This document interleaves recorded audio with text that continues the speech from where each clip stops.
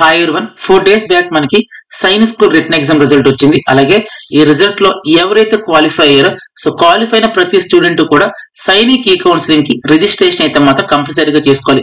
ఒకవేళ మీరు ఈ సైనిక్ ఈ కౌన్సిలింగ్ రిజిస్ట్రేషన్ చేసుకోకపోతే మీ పిల్లలకి మంచి మార్క్స్ వచ్చినా సరే సీట్ అయితే ఎవరు ఈ పాయింట్ అయితే గుర్తుపెట్టుకోండి. అలాగే చాలా మంది పేరెంట్స్ ఏమని చెప్పి అడుగుతున్నారంటే సార్ ఒకవేళ మా పిల్లలకి ఏదైనా సైన్స్ స్కూల్ లో సీట్ వస్తే డాక్యుమెంట్ వెరిఫికేషన్ కి మేము ఏ డాక్యుమెంట్స్ తీసుకెళ్ళాలి, సో మేము ఏ డాక్యుమెంట్స్ రెడీగా చేసుకోవాలని చెప్పి అడుగుతున్నారు. సో ఈ వీడియోలో మనం ఏం చేద్దామంటే ఇఫ్ ఇన్ కేసు ఒకవేళ మీ పిల్లలకి ఏదైనా సైన్స్ స్కూల్ లో సీట్ వస్తే మీరు డాక్యుమెంట్ వెరిఫికేషన్ కి ఏ డాక్యుమెంట్స్ తీసుకెళ్ళాలి ఏంటి దాని గురించి మాట్లాడుకుందాం. అయితే మనకి ఏ డాక్యుమెంట్స్ తీసుకెళ్ళాలి ఏంటి, అలాగే ఏ డాక్యుమెంట్స్ రెడీ చేసుకోవాలి ఈ లిస్ట్ అంతా కూడా మనకి సైనిక్ ఈ కౌన్సిలింగ్ అఫీషియల్ వెబ్సైట్ లో పెట్టారు. సో ఇప్పుడు మనం ఏం చేద్దామంటే సైనిక్ ఈ కౌన్సిలింగ్ అఫీషియల్ వెబ్సైట్ కి వెళ్ళి కావాల్సిన డాక్యుమెంట్స్ ఏంటో ఒకసారి చూద్దాం. సో ఫస్ట్ మనం ఏం చేద్దాం, సైనిక్ ఈ కౌన్సిలింగ్ అఫీషియల్ వెబ్సైట్ అయితే ఓపెన్ చేద్దాం. సో దీనికోసం ముందుగా నేను ఏం చేస్తున్నానంటే నా ల్యాప్టాప్ లో ఉన్న గూగుల్ క్రోమ్ ఓపెన్ చేస్తున్నాను. సో తర్వాత మనం గూగుల్ సెర్చ్ ఏరియా కావాలి. ఎస్, ఇప్పుడు మీరు ఏదైతే చూస్తున్నారో దీన్ని గూగుల్ సెర్చ్ ఏరియా అంటారు. సో ఇక్కడ మీరు ఏమని టైప్ చేయాలంటే సింపుల్ గా AISSAC అని టైప్ చేయండి. సో తర్వాత నా కీబోర్డ్ లో ఉన్న ఎంటర్ మీద క్లిక్ చేస్తున్నాను. ఇక్కడ చూడండి ఒకసారి ఫస్ట్ లింక్ చూడండి, నేమ్ చూడండి national centre of geoinformatics ఉంది కదా.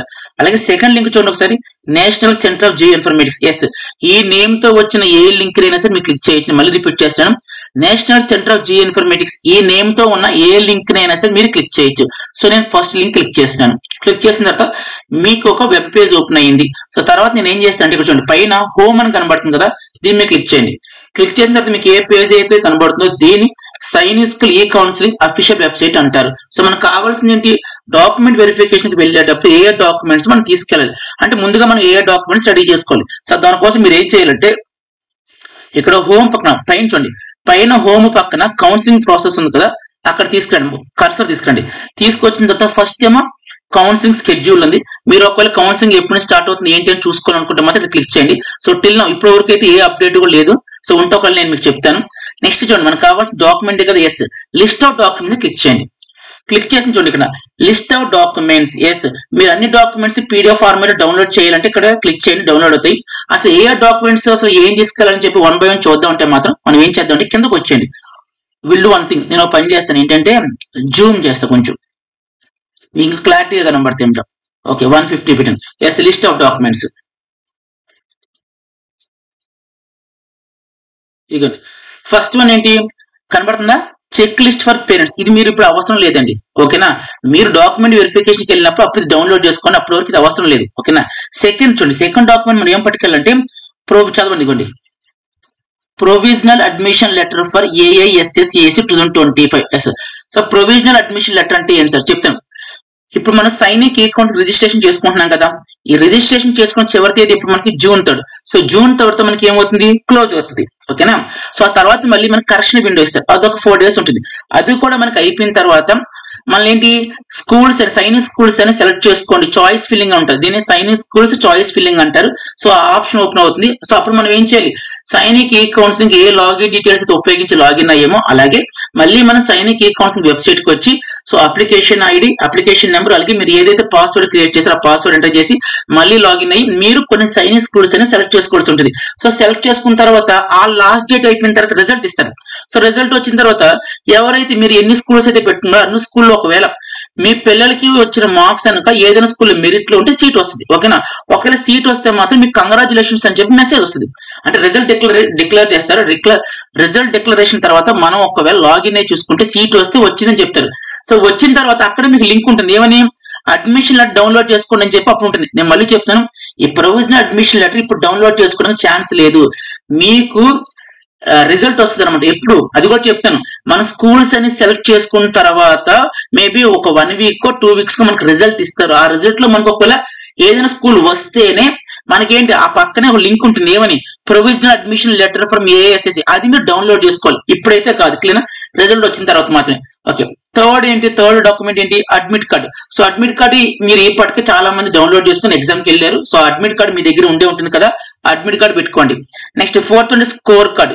ఈ స్కోర్ కార్డ్ ఎలా అంటే మనకి June 23rd మనకి May 23rd మనకి science school written exam result వచ్చింది కదండి. ఎస్, అక్కడ మీరు ఏదైతే స్కోర్ కార్డు కనబడుతుందో దాన్ని మీరు డౌన్లోడ్ చేసుకోవాలి. నెక్స్ట్ ఫిఫ్త్ వన్ ఏంటి, government issued photo ID proof of student father and mother. So వాళ్ళే చెప్తున్నారు preferably Aadhaar card. Yes, Aadhaar కార్డులు రెడీ చేసుకోండి.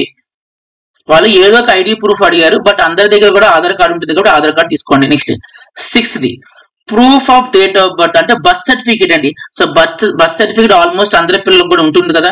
ఎస్, బర్త్ సర్టిఫికేట్ మీరు రెడీ చేసుకోవాలి. నెక్స్ట్ సెవెంత్ వన్ చూడండి ఒకసారి, ఫోటోగ్రాఫ్స్. ఈ ఫోటోగ్రాఫ్స్ ఎవరెవరికి కావాలంటే first candidate passport size photo 5 copies కావాలి. నేను మళ్ళీ చెప్తున్నాను, ఫోటోగ్రాఫ్స్ కావాలి. ఫస్ట్ స్టూడెంట్ కి సంబంధించి పాస్పోర్ట్ సైజ్ ఫోటో 5 కాపీస్ కావాలి. నెక్స్ట్ ఫ్యామిలీతో కూడా కావాలి. ఫ్యామిలీ ఫోటోగ్రాఫ్, పేరెంట్స్ ఎలా చిల్డ్రన్ అంటే ఏ స్టూడెంట్ అయితే సీట్ వచ్చిందో అంటే పలానా స్కూల్లో సీట్ వచ్చిందో ఆ స్టూడెంట్ వాళ్ళిద్దరు పేరెంట్స్ అంటే ఫాదర్ మదర్ ఈ ముగ్గురు కలిపి ఇవ్వండి పోస్ట్ కార్డ్ సైజ్ లో ఫోటోలు దిగాలి. కలరే దిగాలి, బ్లాక్ అండ్ వైట్ కాదండి, కలరే దిగాలి. ఇవి 2 కాపీస్. నేను మళ్ళీ రిపీట్ చేస్తాను, స్టూడెంట్ పాస్పోర్ట్ సైజ్ ఫోటో ఏమో 5 కాపీస్, అలాగే స్టూడెంట్ ఫాదర్ మదర్ వీళ్ళు ముగ్గురు కలిపి పోస్ట్ కార్డ్ సైజ్ లో ఫోటోస్ దిగాలి. అవన్నీ 2 కాపీస్, అన్ని కూడా కలర్ అండి. క్లియర్. నెక్స్ట్ 8th అండి, అడాప్షన్ డీడ్ అంటే ఎవరిని చిన్నప్పుడు జనరల్ గా ఎవరికైనా పేరెంట్స్ లేకపోతే మనం అడాప్షన్ చేసుకుంటాం అంటే దత్తత తీసుకుంటాం కదా. సో అలాంటి ఏవైనా కేసెస్ ఉంటే మాత్రం ఆ సర్టిఫికేట్ కావాలి. ఒకవేళ అడాప్షన్ కాకపోతే నార్మల్ అయితే పర్లేదు వదిలేయచ్చు. Next 9th one, medical fitness report. Yes, ఇది మనం డౌన్లోడ్ చేయక్కర్లేదు. చాలా మంది ఏం చేస్తున్నారంటే పేరెంట్స్ తెలుసో తెలియకో ఇక్కడ మెడికల్ ఫిట్నెస్ రిపోర్ట్ అడిగారు కదా అని చెప్పి వాళ్ళు ఊర్లో ఉన్న ఎంబీబీఎస్ డాక్టర్ లేకపోతే గవర్నమెంట్ డాక్టర్ దగ్గరికి వెళ్ళి ఈ రిపోర్ట్ రాపిస్తున్నారు. అవి యాక్సెప్ట్ చేయరండి. ఈ మెడికల్ ఫిట్నెస్ రిపోర్ట్ అనేది మనము మెడికల్ టెస్ట్ కి వెళ్తాం కదా, ఫస్ట్ రిజల్ట్ వస్తుంది.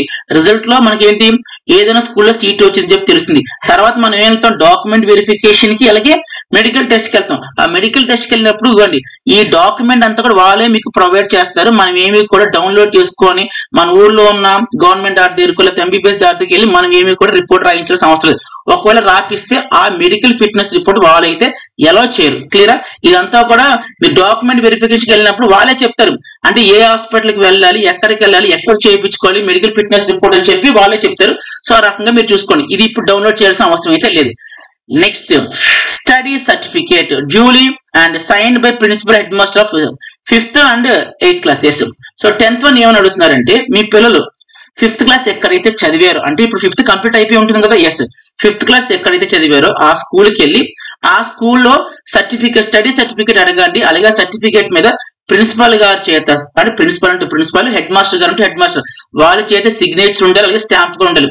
అలాగే ఒకవేళ 9th క్లాస్ అప్లై చేసే స్టూడెంట్స్ అయితే మాత్రం మీ పిల్లలు 8th క్లాస్ ఎక్కడైతే చదివారో ఆ స్కూల్కి వెళ్ళి సేమ్ ప్రాసెస్ అక్కడ ఉన్న హెడ్ మాస్టర్ గారి చేత కానీ ప్రిన్సిపల్ గారి చేత కానీ స్టడీ సర్టిఫికేట్ అంటే మా పిల్లోడు ఈ స్కూల్లో చదివాడని చెప్పి అక్కడ రాపించుకొని అక్కడ ఉన్న హెడ్ మాస్టర్ చేత కానీ ప్రిన్సిపల్ గారి చేత కానీ సిగ్నేచర్ పెట్టించి స్టాంప్ వేయించండి. క్లియరా?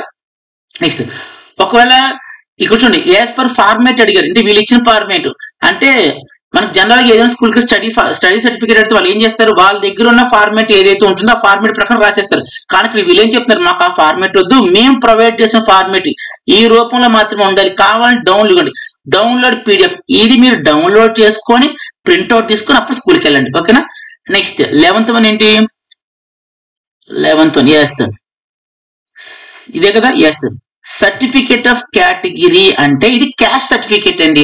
సో ఎస్సీ అయితే మేము ఎస్సీ అని చెప్పి, ఎస్టీ అయితే మేము ఎస్టీ అని చెప్పి, అది ఓబీసీ నాన్ క్రిమిలేయర్ అయితే మేము ఓబీసీ నాన్ క్రిమిలేయర్ అని చెప్పి. మీ డౌట్ నాకు అర్థమైంది సార్. జనరల్ అయితే జనరల్ అక్కర్లేదు, ఓబీసీ క్రిమిలేయర్ స్టూడెంట్స్ అలాగే జనరల్ స్టూడెంట్స్ ఎటువంటి క్యాస్ట్ సర్టిఫికేట్ ఆర్ సర్టిఫికేట్ కానీ మనం తీసుకోవాల్సిన అవసరం అయితే లేదు. అని ఇంకోటి ఏంటంటే ఈ ఫార్మేట్ లో మాత్రమే యాక్సెప్ట్ చేస్తారు. ఇదిగోండి ఇక్కడ డౌన్లోడ్ ఉంది కదా, ఇది డౌన్లోడ్ చేసి తీసుకెళ్ళండి. ఈ ఫార్మేట్ లో మాత్రమే యాక్సెప్ట్ చేస్తారు. అండ్ ఇంకోటి మన ఏపీలో అనుకోండి సచివాలయం ఉన్నాయి కదా, ఆ సచివాలయంకి వెళ్ళినా సరే మీకు సర్టిఫికేట్ ఇచ్చేస్తారు. స్టూడెంట్ పేరు మీద మాత్రమే తీసుకోవాలి క్యాస్ట్ సర్టిఫికేట్. నేను మళ్ళీ చెప్తాను, కేటగిరీ సర్టిఫికేట్ అన్న క్యాస్ట్ సర్టిఫికేట్ అన్న క్యాస్ట్ రెండు ఒకటే. Next domicile or residence certificate. Yes అంటే రెసిడెన్స్ సర్టిఫికేట్, మేము పలానా ప్లేస్ లో గత కొన్ని సంవత్సరాలుగా ఉంటున్నాము అని చెప్పి మనం రెసిడెన్స్ సర్టిఫికేట్ ప్రొవైడ్ చేయాలి.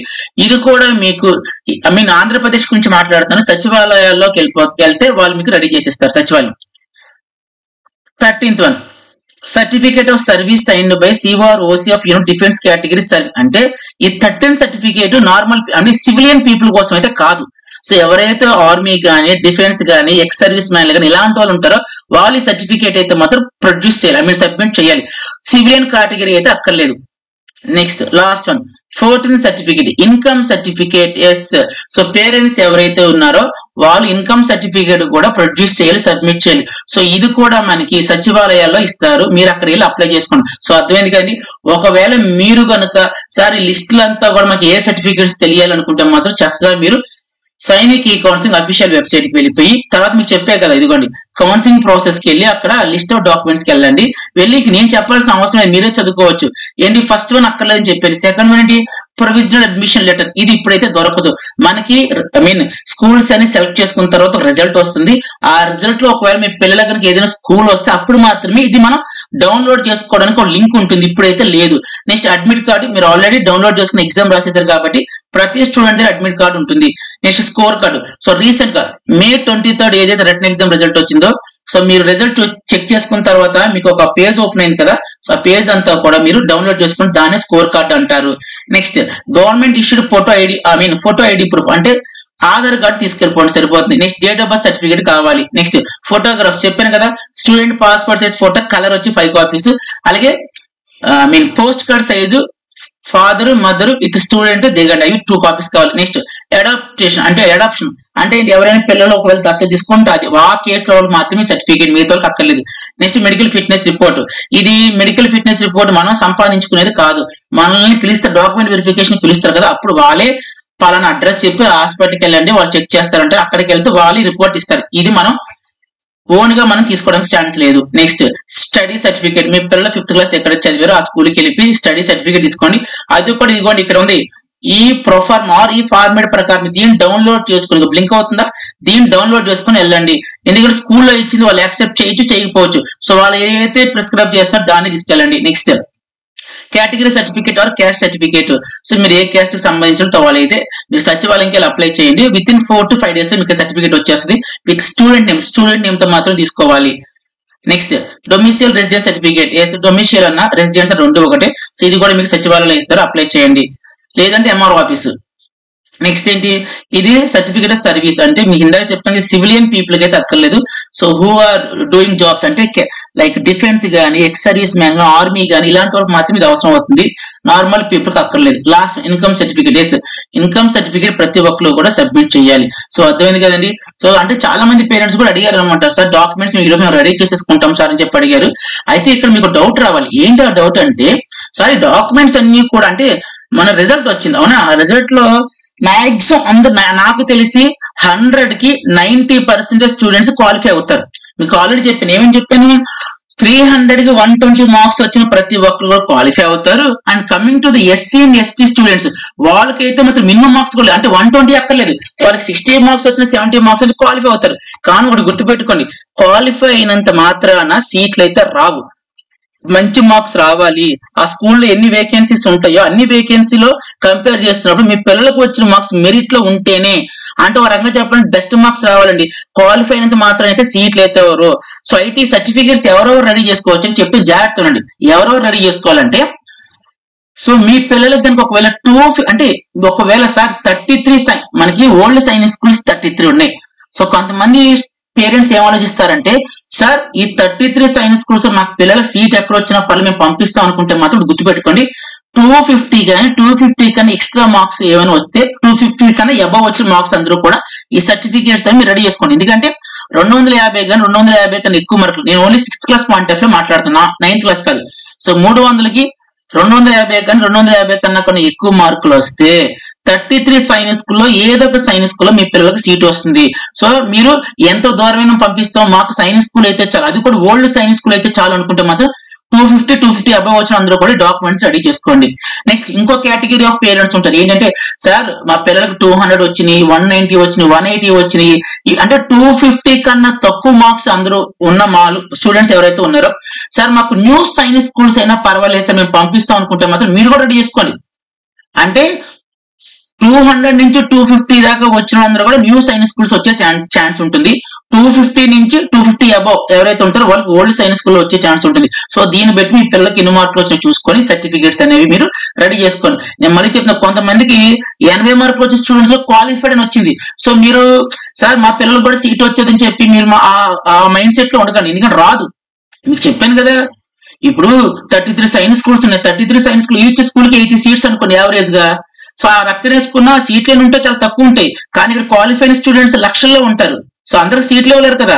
సో అందుకే చెప్తాను మీకు ఏమని, 250 కానీ 250 కానీ అబౌవ్ ఉంటే 33 సైన్స్ స్కూల్ ఏదో స్కూల్లో సీట్ వస్తుంది.